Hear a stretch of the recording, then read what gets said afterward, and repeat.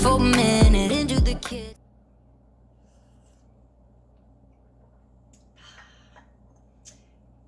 Hi everyone, welcome back to Meghan's Kitchen. I'm super excited that you guys could join me for my sophomore episode. Usually this would translate to Fool's episode, but I'm hoping to avoid such a stereotype by adding an extra air of dignity to our recipe today. As you notice by the title, Earl Grey Cold, today in fact our secret ingredient will be Earl Grey tea. I have a special place in my heart for this particular recipe. This was the dessert that I did for the Feast of the Seven Fishes this past December. And everyone loved it. It was a perfect end to the meal, and so I'm really delighted to be able to share it with you. So, tea down for now, and we're going to get to work crafting our own. Okay, the first thing we want to do is, this is going to be ice cream, and you will need an ice cream maker for this. I haven't yet figured out a way to craft ice cream without an actual ice cream maker. We're going to be using the base recipe for my particular ice cream maker with some special additions. So what we're going to be doing first is we're going to create basically a concentrate for the Earl Grey flavor. And that is going to consist of milk steeped with the Earl Grey. We're basically making a concentrate tea. So first we're going to be taking a heaping, as I would call, cup of milk. And we're going to set it on the stove. I've already turned the stove on to a nice medium. And when I say heaping cup, I mean just like a slightly overflowing cup, because a little bit of the milk is going to get lost to the evaporation with the heat, and I want to have like a full cup of ice cream to actually, or a full cup of milk to actually go into the ice cream machine. So we've got our overflowing cup of milk here in the pot, and I wanted to use the smallest pot possible, not only for practicality's sake, but also for basically making it easier to get the milk up to a height where the tea bags could easily steep into it. Now the tea bags we're going to be using are, we've got them right here already pre-opened. I use the Tazo Earl Grey tea. That is a brand that I have found to be acceptable, kissed with lavender essence, as it says. So that's the brand I use. Obviously, if you have a preferred brand, go with that. So we get each of our tea bags nice and damp here inside the milk, because otherwise we don't do that. They're just going to float on top, and that ends up being really useless. We've got 5 tea bags here that I'm using, because like I said, we're making sort of a concentrate, because 2 cups of cream have to go in with the milk, and so the flavor is going to end up being diluted. That's why we want the flavor particularly strong when we start out. One thing you want to be careful of, do not let the paper tea bags sit on the burner, because if you have one goal, don't set anything on fire when you're making ice cream. All right. Anyway, 5 tea bags, because then you get the maximum surface area of tea for your cup of milk. And then osmosis will take over to really get that flavor absorbed properly into the milk. Now, I tried this recipe once before, where instead of steeping in the 1 cup of milk, I steeped the tea in the 2 cups of cream. That did not work as well. What ended up happening was the cream was coating the tea bags over, and so I was concerned that I was like basically creating cream dipped tea bags instead of actually getting a lot of absorption. It turned out okay, but it was more of an annoyance, and I have found it's much better and easier to do it with the milk than the cream. Okay, so we've got our 5 tea bags in here. And the pot has heated up nicely. Now the steeping instructions for this particular tea are 5 minutes. You don't want to go more than that. Like I know I said, oh yeah, we're going to create a really concentrated flavor. Don't go over 5 minutes, because then the tannins from the tea are going to really seep in and add like an extra bitterness. Yes, it will be counteracted by the sugar, but it's a bitterness that you really don't need. And for some people is particularly unpleasant. So again, I'm going to keep the little paper ends from catching fire on the burner. There we go. And now I'm going to set the timer for about 5 minutes so that this can steep properly.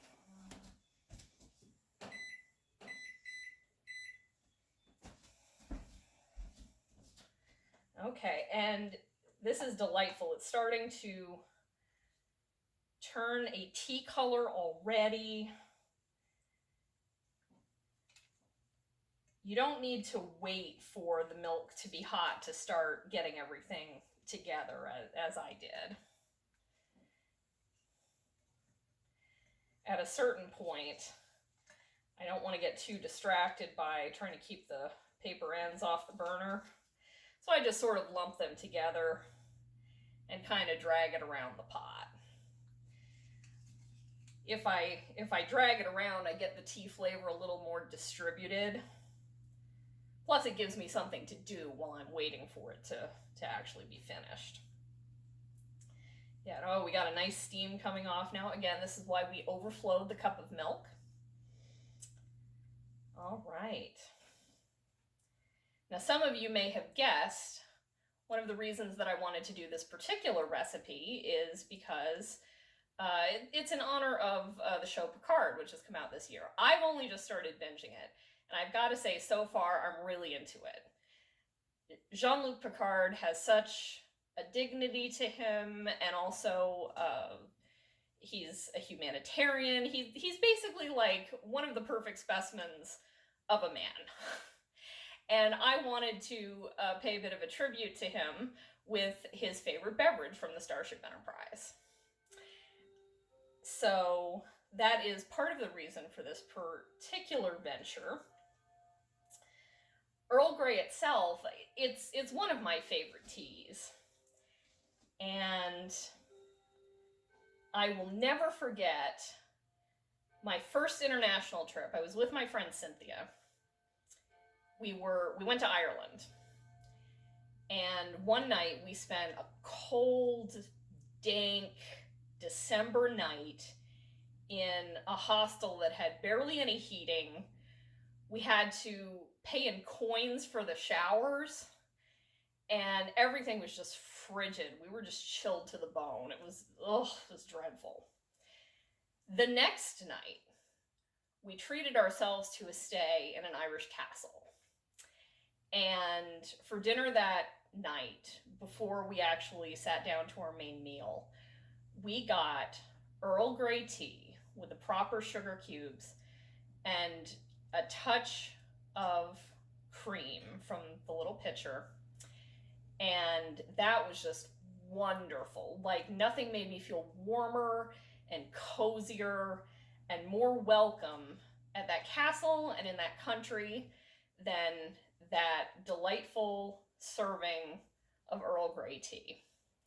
So every time I make something with Earl Grey, I always think of that memory. And Cynthia, if you're watching, it's one of my favorite memories with you.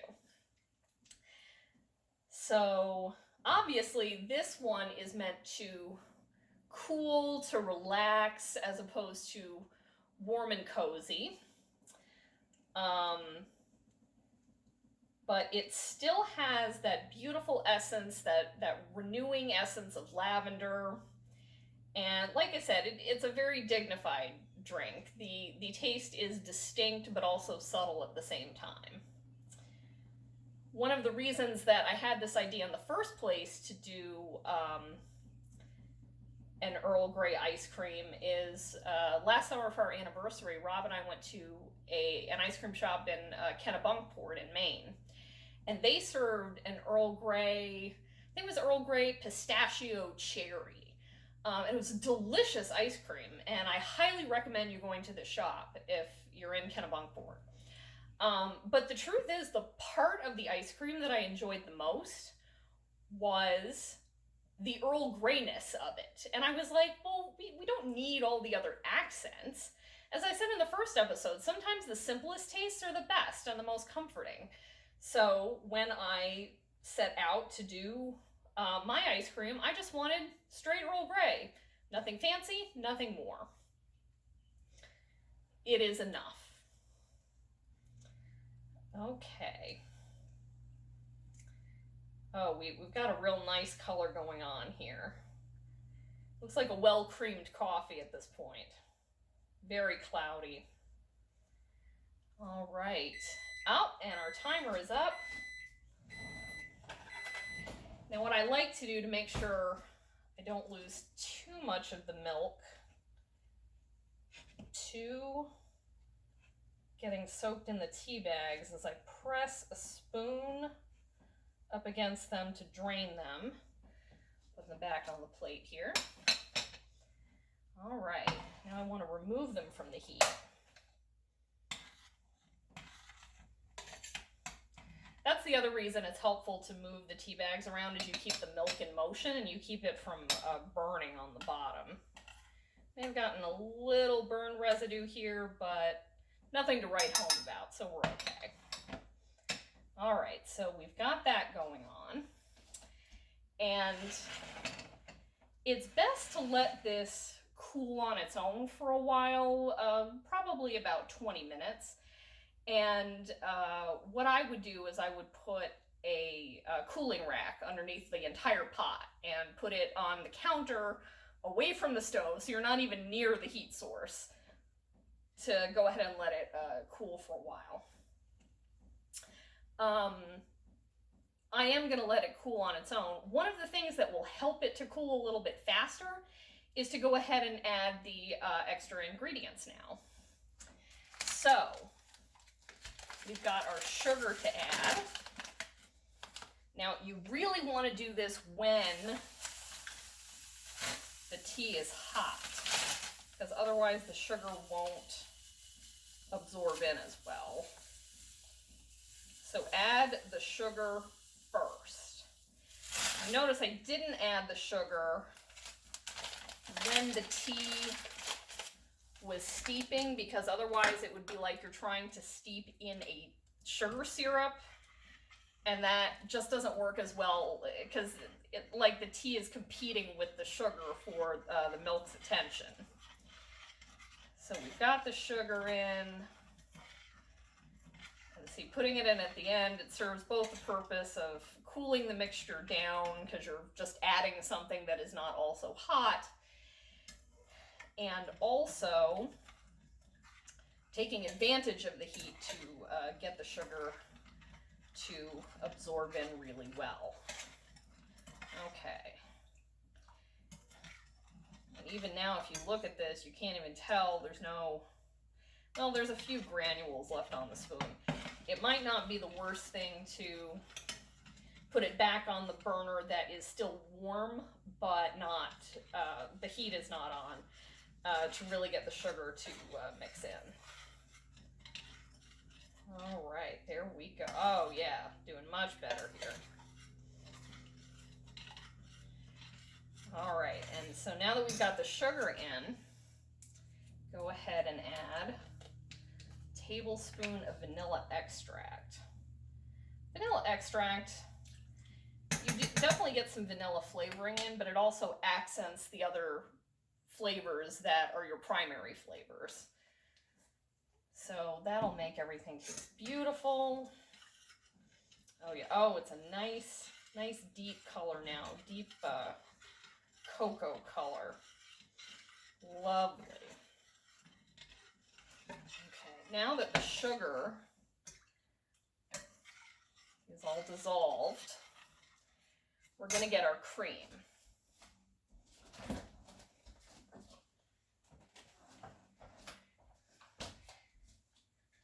Obviously, choose your favorite brand of cream. I have Hood. Okay. get in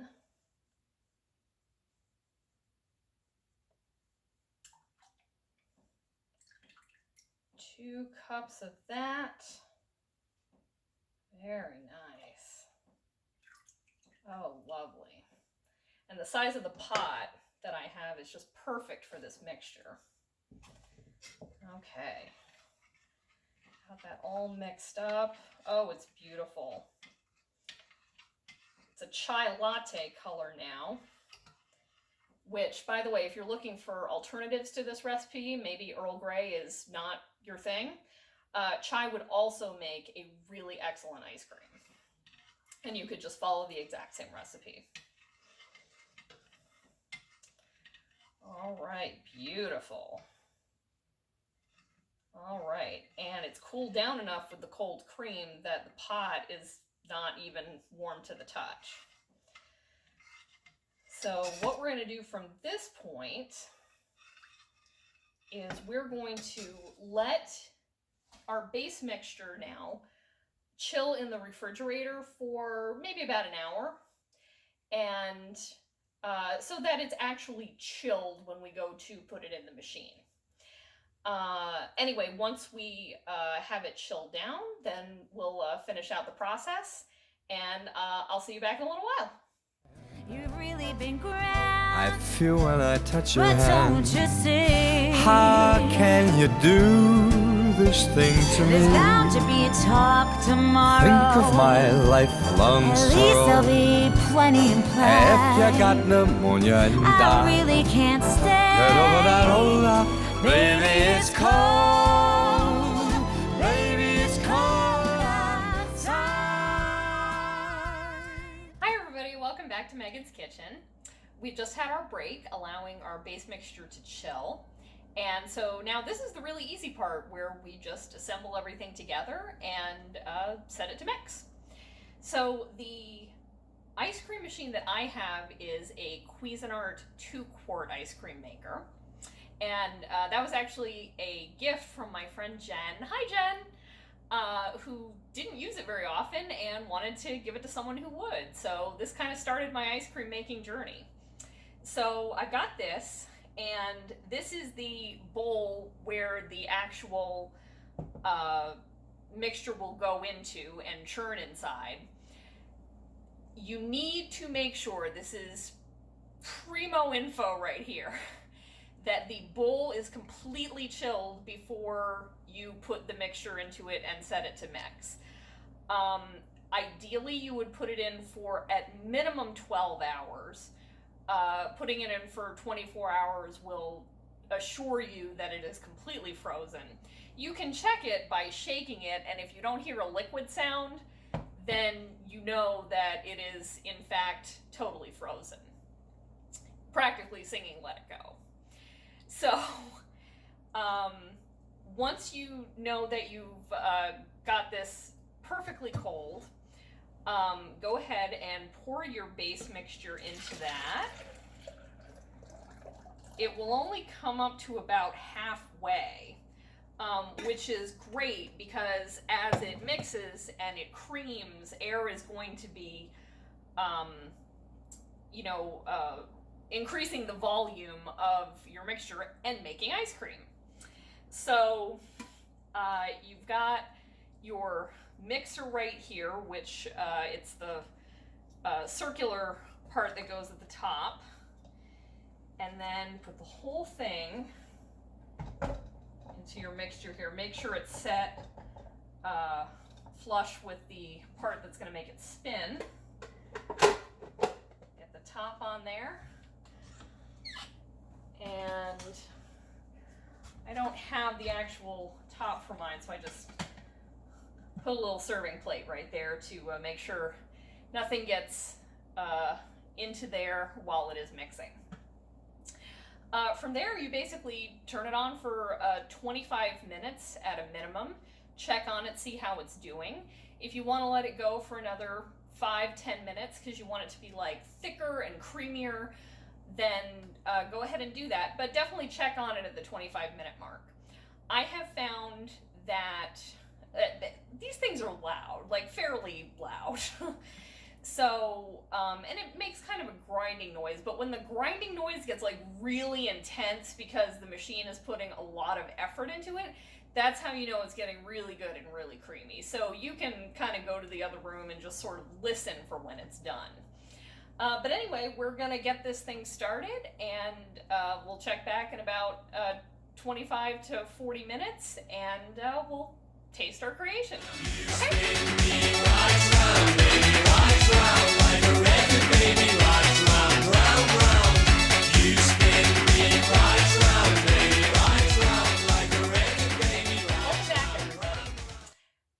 I let this go for about 40 minutes of mixing, and that was partially because I only let the base mixture chill for about an hour. If I let it chill a little longer, I probably could have stuck with 25 to 30 minutes of letting it churn. But, I mean, you never know. Sometimes it takes a little longer, and that's okay. This is where I wanted it to be. So, pulling the top off here, I'm going to get a look how this turned out. You can see just how thick it is that when I'm pulling out the churner, I'm actually pulling out the bulk of the ice cream. So we know I got it really thick and really creamy. If you mix it until it's a little less thick and creamy, I definitely recommend chilling it in the freezer for a number of hours prior to eating it, because then it's more of an ice cream as opposed to a soft serve texture. But this is just about perfect. This we can eat right out of the machine, and I'm really happy with how it turned out. So let's give it a try here.